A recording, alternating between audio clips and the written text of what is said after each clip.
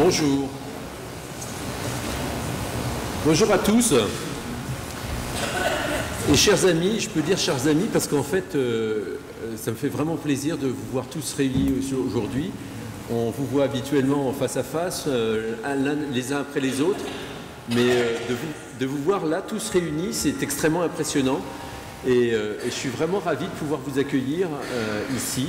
Et je remercie encore Gérard Friedlander de nous avoir proposé de faire cette deuxième journée MSD Avenir ici. C'est pour tout médecin toujours un endroit, un médecin qui a fait ses études à Paris, c'est toujours un endroit un peu émouvant de venir pour une session ici. En fait, quand on a eu l'idée du fonds MSD Avenir il y a plus de 3 ans, on voulait le faire pour aider à faire de la recherche différemment. Rien que lorsque j'ai écouté là ce matin la table ronde, il y a un désir de faire de la recherche différemment et je pense que quand on pensait à ça, quand on avait cette idée, nous n'étions pas précurseurs, mais nous étions juste dans le mouvement qui s'est installé et qui existe et qui est une vraie volonté de tout le monde de pouvoir voir la recherche évoluer avec plus de fluidité, plus de simplicité et de façon à libérer toutes les créativités qui doivent se libérer parce que c'est celles-ci qui sont les fondatrices de ce qui se passe par la suite. Juste en écoutant ce qui se disait ce matin, je me suis aperçu que notre grand patron de la recherche chez MSD, dans Merck Research Laboratories, MRL, lorsqu'il nous a rejoints il y a 5 ans à peu près, 5-6 ans, a eu comme première initiative de faire disparaître les aires thérapeutiques, et à l'étonnement de tout le monde.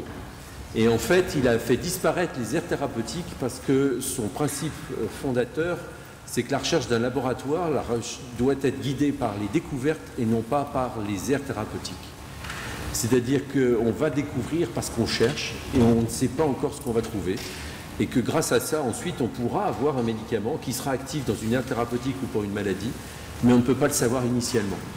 Et en fait, c'est ce qui fait que MSD tient la place qu'il tient actuellement en oncologie, parce qu'il n'aurait pas été là, il n'aurait pas redirigé tous les budgets vers l'oncologie, et en particulier pour faire toutes les études que nous faisons actuellement sur nos différents candidats.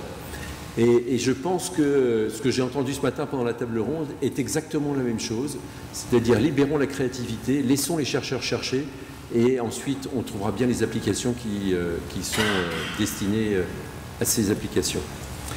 Alors en fait, il y a une autre chose qui a été beaucoup mentionnée, c'est l'esprit collaboratif et la transversalité. C'est un peu une banalité, mais je pense que depuis très peu de temps, c'est devenu non seulement une banalité, mais une urgence de le mettre en place là où ce n'est pas mis en place. Et que les équipes qui ne travaillent pas en collaboration étroite, multiprofessionnelle, j'allais dire, entre chercheurs, médecins, biologistes et mathématiciens ou ingénieurs, eh bien, ne sont des équipes qui n'arrivent pas à avancer.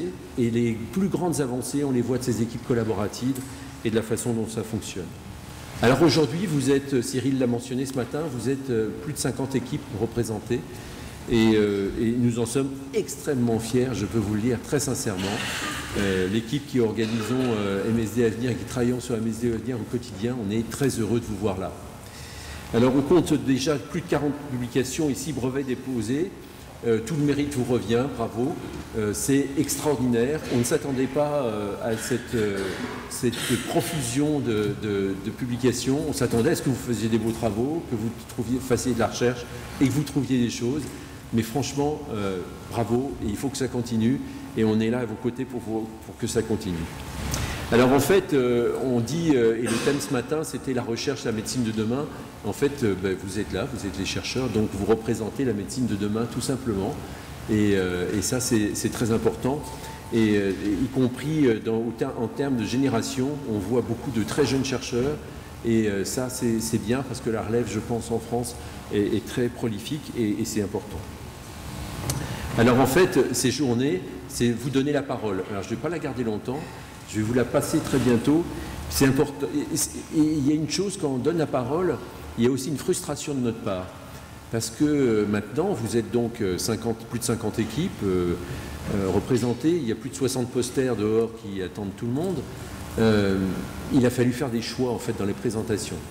Alors les choix représentent forcément une déception d'un certain nombre parce que comme vous avez l'esprit de compétition, vous avez l'esprit passionné par ce que vous faites, bien sûr, j'ai reçu immédiatement des coups de téléphone en me disant « Comment ça, on ne peut pas présenter notre projet cette année ?» Alors j'en suis absolument désolé, on ne pouvait pas, dans une journée comme celle-là, avoir tous les projets qui soient présentés. On va le faire à tour de rôle, en fonction un peu des avancées des uns et des autres, de ce qui se passe, en fonction des thèmes qu'on a choisis. Alors cette année, vous l'avez remarqué, on a choisi l'immunologie et l'oncologie. L'immuno-oncologie, vous savez, est au cœur en ce moment des découvertes qui se passent. Il y a beaucoup de choses là-dessus. Il y a aussi des présentations qui vont avoir des thèmes un petit peu annexes en immunologie et d'autres pathologies et aussi d'autres thèmes annexes. Et nous allons bientôt parler de l'un d'eux. Alors, en fait, vous voyez donc le programme qui va être de la matinée, là, avant le déjeuner. J'espère que vous avez pris une petite collation parce que le déjeuner va être un peu tardif. Et j'espère que vous allez tenir jusqu'à ce moment-là, et je pense que parce que ça va être en plus passionnant.